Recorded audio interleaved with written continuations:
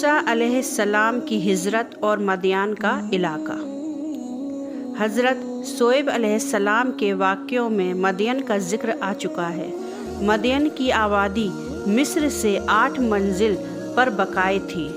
حضرت موسیٰ علیہ السلام چونکہ فرعون کے ڈر سے بھاگے تھے، اس لیے ان کے ساتھ نہ کوئی رفیق اور رہنما تھا اور نہ ہی راستے کا خرچ، اور تیز بھاگنے کی وجہ سے ننگے پیر تھے۔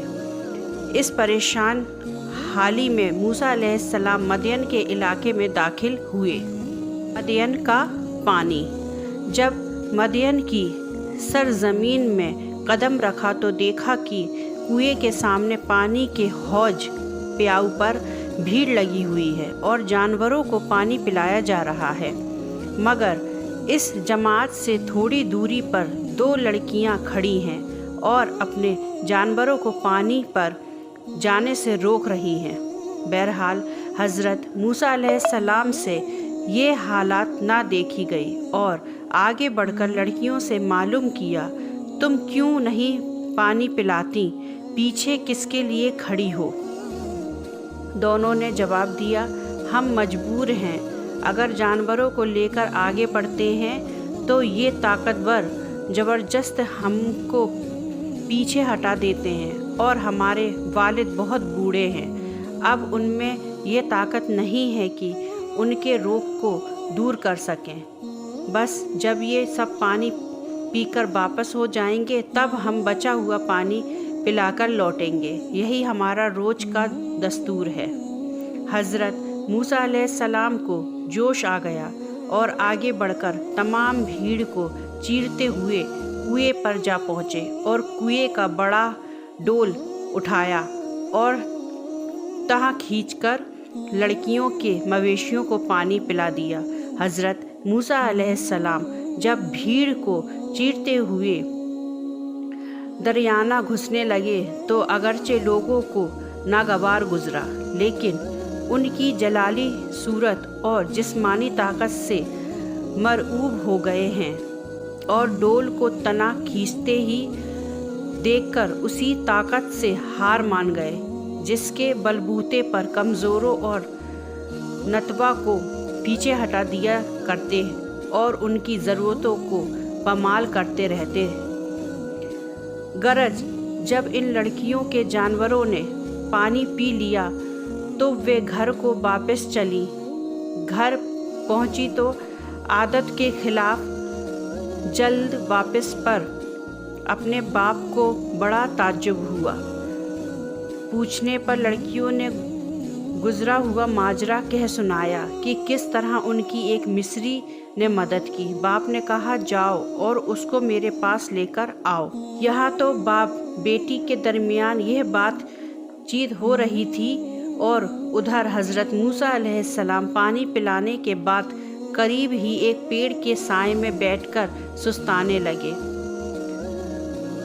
مسافرت، اجنبی پن اور بھوک پیاس، اس حالت میں انہوں نے دعا کی، پروردگار، اس وقت جو بھی بہتر سامان میرے لیے تو اپنی قدرت سے نازل کرے، میں اس کا محتاج ہوں۔ لڑکی وہاں پہنچی تو دیکھا کہ کنویں کے قریب ہی حضرت موسیٰ علیہ السلام بیٹھے ہوئے ہیں۔ شرم و حیا کے ساتھ نظریں نیچے کیے لڑکی نے کہا، آپ ہمارے گھر چلیے، والد بلاتے ہیں، وہاں آپ کے اس احسان کا بدلہ دیں گے۔ حضرت موسیٰ علیہ السلام یہ سن کر اٹھ کھڑے ہوئے اور لڑکی کی رہنمائی میں چل پڑے اور لڑکیوں کے باپ کی خدمت میں حاضر ہو کر ملاقات کا شرف حاصل کیا۔ ان بزرگ نے پہلے تو کھانا کھلایا اور ان کے حالات سنے۔ حضرت موسیٰ علیہ السلام نے ٹھیک ٹھیک اپنی پیدائش اور فرعون کے بنی اسرائیل پر مجالس سے شروع کر کے آخر تک ساری داستان کہہ سنائی۔ بزرگ نے حضرت موسیٰ علیہ السلام کو تسلی دی اور فرمایا کہ اللہ کا شکر ادا کرو کہ اب تم کو ظالموں کے پنجے سے نجات مل گئی، اب کوئی ڈرنے کی بات نہیں ہے۔ قرآن کریم نے ان بزرگ کو شیخ کبیر کہا ہے۔ شیخ کی بیٹی سے نکاح کا رشتہ۔ اوپر کی باتوں کے دوران اس لڑکی نے جو हमारत मूसा अलैहिस्सलाम को बुलाने गई थी, अपने बाप से कहा, ए बाप, आप उस मेहमान को अपने मवेशियों के चराने और पानी मुहैया कराने के लिए अर्ज़ पर रख लीजिए। अर्ज़ पर किसी बेहतर आदमी को रखा जाए तो मजबूत भी हो और ईमानदार भी।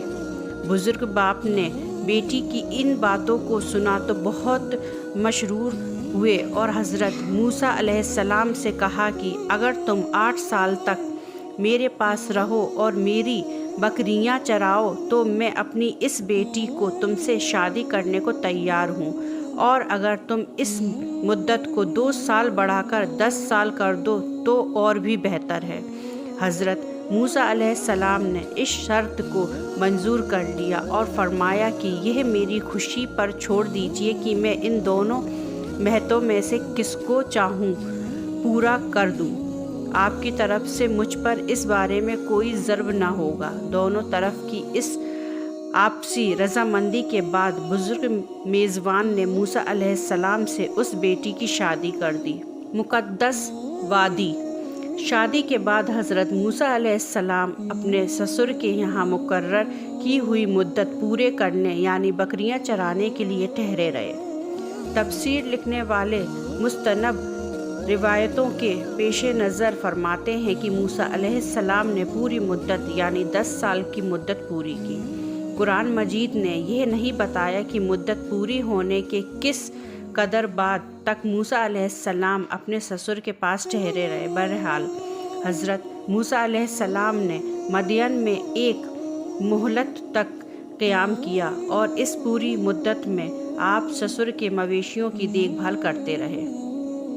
इस बीच एक बार हज़रत मूसा अलैहिस्सलाम अपने घर वालों समेत बकरी चराते चराते मदियन से बहुत दूर निकल गए। जानवरों के चरने चराने का काम करने वाले कबीलों के लिए यह बात ताज्जुब की थी, मगर रात ठंडी थी, इसलिए सर्दी आग की खोज के लिए मजबूर कर रही थी। सामने सीना पहाड़ का सिलसिला नज़र आ रहा था। यह सीना का पूर्वी कोना था और मदियन एक दिन के फासले पर लाल सागर की 2 शाखाओं के दरमियान मिस्र जाते हुए वाक़े था। हज़रत मूसा अलैहिस्सलाम ने सामने की घाटी में निगाह दौड़ाई तो एक शोला चमकता हुआ नज़र पड़ा। बीबी से कहा कि तुम यहीं ठहरो, मैं आग ले आऊं, तापने का भी इंतज़ाम हो जाएगा, और अगर वहाँ को रहबर मिल गया तो भटकी हुई राह का भी पता लग जाएगा। फिर मूसा अलैहिस्सलाम ने अपनी बीबी से कहा, तुम यहाँ ठहरो, मैंने आग देखी है, शायद उसमें से कोई चिंगारी तुम्हारे लिए ला सकूं या वहाँ अलाव पर किसी रहबर को पा सकूं। रसूल बनाए गए। हज़रत मूसा अलैहिस्सलाम ने देखा कि अजब आग है, पेड़ पर रोशनी नज़र आती है मगर ना पेड़ को जलाती है ना गुल ही होती है। ये सोचते हुए आगे बढ़े। ज्यों-ज्यों आगे बढ़ते जाते थे आग और दूर होती जाती थी। यह देखकर मूसा अलैहिस्सलाम को डर सा पैदा हुआ और उन्होंने इरादा किया कि वापस हो जाएं। ज्यों ही वह पलटने लगे आग करीब आ गई और करीब हुए तो सुना कि ये आवाज़ आ रही है, ए मूसा, मैं हूँ अल्लाह परवरदिगार दुनियाओं का।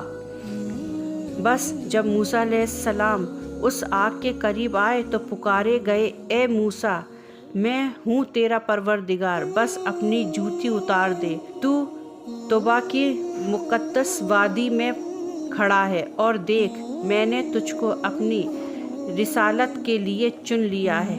बस जो कुछ वहाँ की जाती है उसे कान लगाकर सुन। हज़रत मूसा अलैहिस्सलाम ने जब अल्लाह की उस आवाज़ को सुना और उनको यह मालूम हुआ कि आज उनके नसीब में वह दौलत आ गई है जो इंसानी शराफत की इम्तियाजी शान और अल्लाह की मोहब्बत का आखिरी निशान है, तो फूले न समाए। आखिर फिर उसी तरफ से शुरुआत हुई और पूछा गया, मूसा, तेरे दाहिने हाथ में क्या है?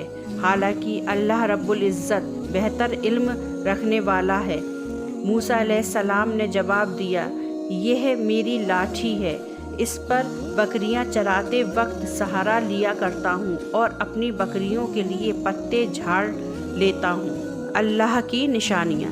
جب اللہ تعالیٰ نے ارشاد فرمایا، موسیٰ اپنی اس لاٹھی کو زمین پر ڈال دو، اور موسیٰ علیہ السلام نے اس ارشاد کی تعمیل کی۔ موسیٰ علیہ السلام نے لاٹھی کو زمین پر ڈال دیا، بس یکایک وہاں اجگر بن کر دوڑنے لگا۔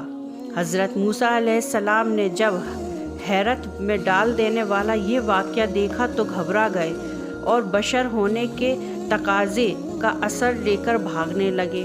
پیٹھ پھیرتے ہی یہ کی آواز آئی، اللہ تعالیٰ نے فرمایا، موسیٰ اس کو پکڑ لو، خوف نہ کھاؤ، ہم اس کو اس کی اصل حالت پر لوٹا دیں گے۔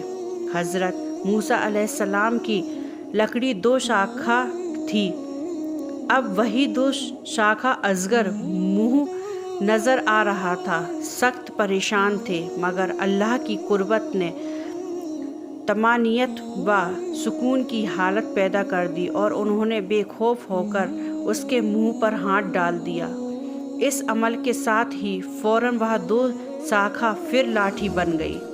اب موسیٰ علیہ السلام کو دوبارہ پکارا گیا اور حکم ہوا کہ اپنے ہاتھ گریبان کے اندر لے جا کر بغل سے مس کیجیے اور پھر دیکھیے وہ مرض سے پاک بے داغ چمکتا ہوا نکلے گا، اور ملا دیں اپنے ہاتھ کو اپنی بال کے ساتھ نکل آئے گا وہ روشن، بغیر کسی مرض کے، یعنی ورس سے پاک۔ یہ دوسری نشانی ہے۔ موسیٰ، یہ ہماری اور سے تمہاری نبوت و رسالت کے 2 بڑے نشان ہیں۔ یہ سچائی کہ تمہارے پیغام اور حق کی دلیلوں کی زبردست تائید کریں گے۔ بس جس طرح ہم نے تم کو نبوت کا رسالت سے نوازا، اسی طرح تم کو یہ 2 آزمائش نشان معجزے بھی عطا کیے، تاکہ ہم تجھ کو اپنی بڑی نشانیوں کا مشاہدہ کرا دیں۔ بس تیرے پروردگار کی اور سے فرعون اور اس کی جماعت کے مقابلے میں تیرے لیے یہ 2 برہان ہیں۔ بے شک وہ فرعون اور اس کی جماعت نافرمان قوم ہے۔ اب جاؤ، فرعون اور اس کی قوم کو ہدایت کی راہ دکھاؤ۔ انہوں نے بہت سرکشی اور نافرمانی اختیار کر رکھی ہے، اور اپنے غرور و تکبر اور بے انتہا ظلم کے ساتھ انہوں نے بنی اسرائیل کو غلام بنا رکھا ہے، سو ان کی غلامی سے نجات دلاؤ۔ حضرت موسیٰ علیہ السلام نے جناب باری تعالیٰ میں عرض کیا، پروردگار، میرے ہاتھ سے ایک مصری قتل ہو گیا تھا، اس لیے یہ خوف ہے کہ کہیں وہ مجھ کو قتل نہ کر دیں۔ مجھے یہ بھی خیال ہے کہ وہ مجھے بہت زور سے جھٹلائیں گے اور مجھے جھوٹا کہیں گے۔ یہ اونچا منصب جب تو نے دیا ہے تو میرے سونے کو فرانی اور نور سے بھر دے، اور اس اہم خدمت کو میرے لیے آسان بنا دے، اور زبان میں پڑی ہوئی گرہ کو کھول دے، تاکہ لوگوں کو میری بات سمجھنے میں آسانی ہو۔ چونکہ میری باتوں میں روانی نہیں ہے اور میرے مقابلے میں میرا بھائی ہارون مجھ سے زیادہ نکھری زبان میں باتیں کرتا ہے، اس لیے اس کو بھی اپنی اس نعمت نبوت سے نواز کر میرے قوموں میں شریک بنا دے۔ اللہ تعالیٰ نے حضرت موسیٰ علیہ السلام کو اطمینان دلایا کہ تم ہمارا پیغام لے کر ضرور جاؤ اور ان کو حق کا راستہ دکھاؤ، وہ تمہارا کچھ بھی نہیں بگاڑ سکتے۔ ہماری مدد تمہارے ساتھ ہے، اور جو نشان ہم نے تم کو دیے ہیں وہ تمہاری کامیابی کی وجہ ہوں گے، اور نتیجے کے طور پر تم ہی غالب رہو گے۔ ہم تمہاری درخواست منظور کرتے ہیں اور تمہارے بھائی ہارون کو بھی تمہارا شریک کار بناتے ہیں۔ تم دیکھو، تم دونوں فرعون اور اس کی قوم کو جب ہمارے صحیح راستے کی اور بلاؤ تو اس پیغام حق میں نرمی اور مٹھاس کے ساتھ پیش آنا۔ کیا عجب ہے کہ وہ نصیحت قبول کر لیں اور خدا کا خوف کرتے ہوئے ظلم سے باز آ جائے۔ انشاءاللہ اگلے پارٹ 3 میں ہم دیکھیں گے حضرت موسیٰ علیہ السلام کی ایک نبی کی حیثیت سے مصر کو واپسی اور فرعون کے دربار میں حق کی دعوت۔ تو آگے کی پروفٹ سیریز کو کنٹینیو رکھنے کے لیے پلیز میرے چینل کو لائک، شیئر اینڈ سبسکرائب ضرور کر دیجیے گا۔ تب تک کے لیے خوش رہیں، آباد رہیں، اپنا خیال رکھیں، مجھے اپنی دعا میں یاد رکھیں۔ اللہ حافظ، جزاک اللہ خیر۔